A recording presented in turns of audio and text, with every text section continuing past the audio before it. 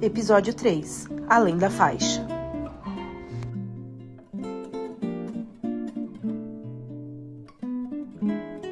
Quando eu atravessei aquela faixa, eu não imaginava. Eu não imaginava que aquelas pessoas mudariam a minha vida.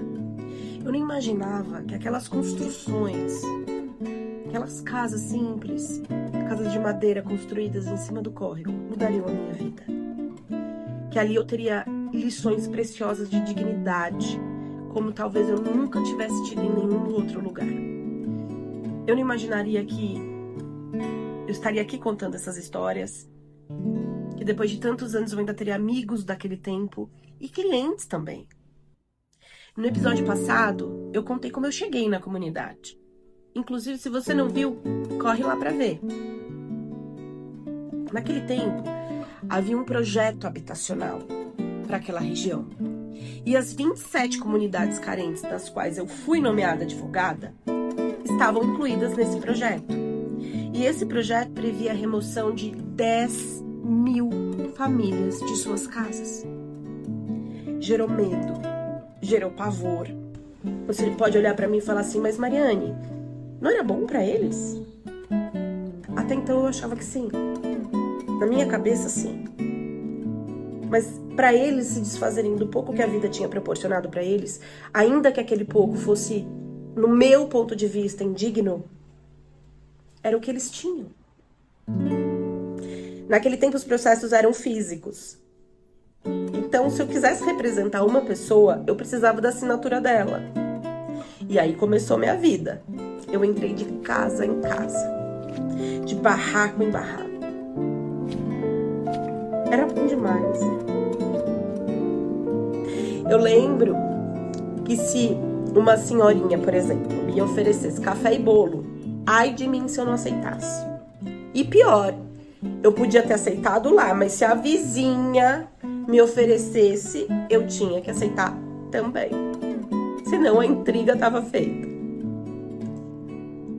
Só que numa dessas entradas, dessas casas, eu entrei num barraco.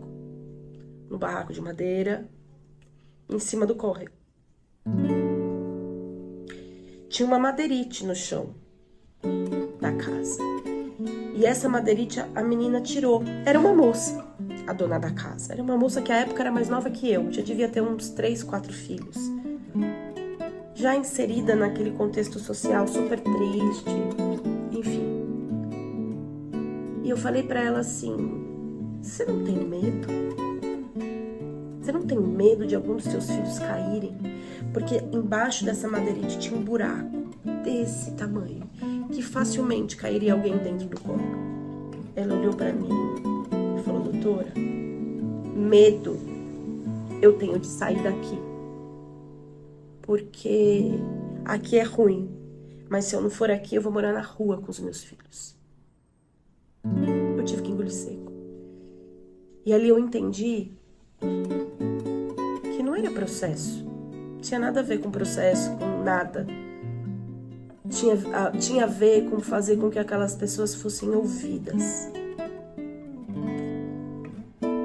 E aí eu trabalhei duro.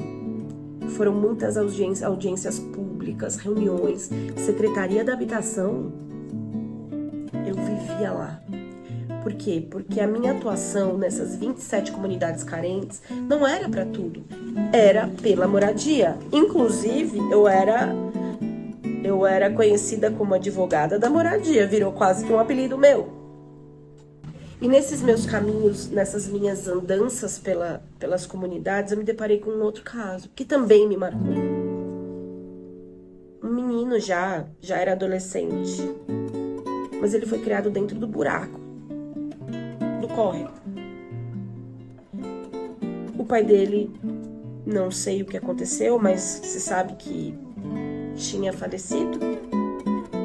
A mãe, que eu cheguei a conhecer, alcoólatra, vivia embriagada pela comunidade. E esse menino foi criado sozinho dentro de um buraco no córrego. Como? Era um buraco, um lugar mais alto um pouquinho, que era mais difícil de que quando a água subisse entrar, mas que entrava, evidente. E era ali onde ele viveu.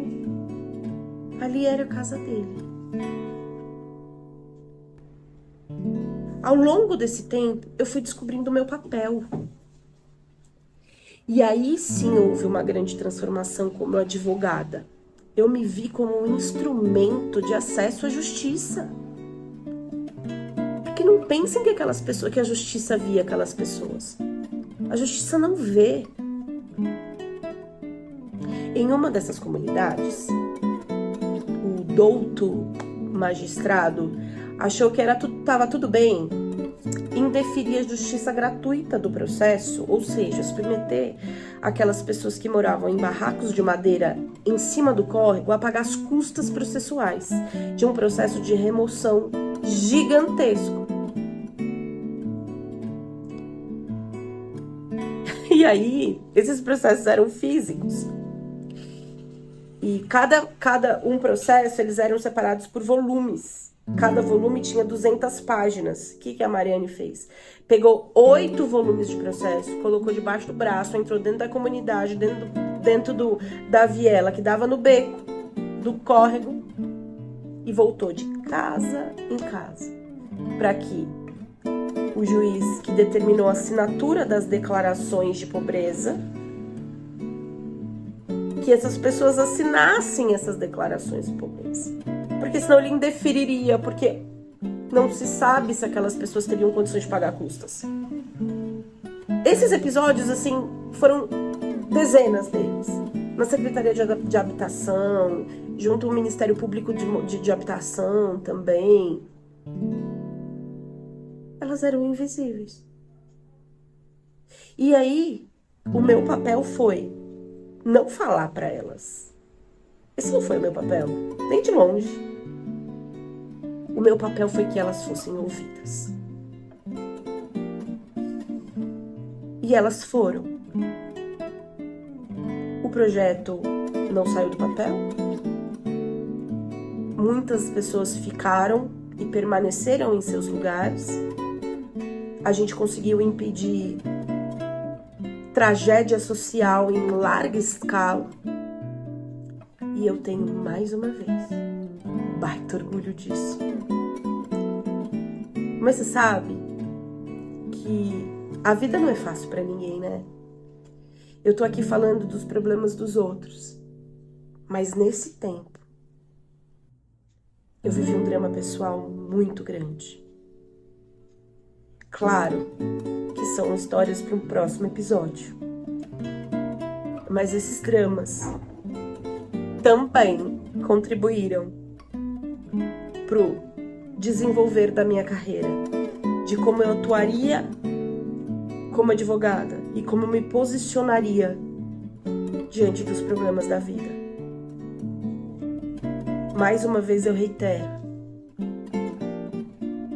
foi difícil, foi trabalhoso, mas valeu muito a pena. E eu faria tudo de novo.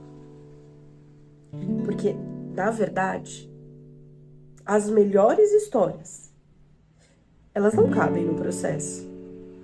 É por isso que existe Além dos Autos. Até já!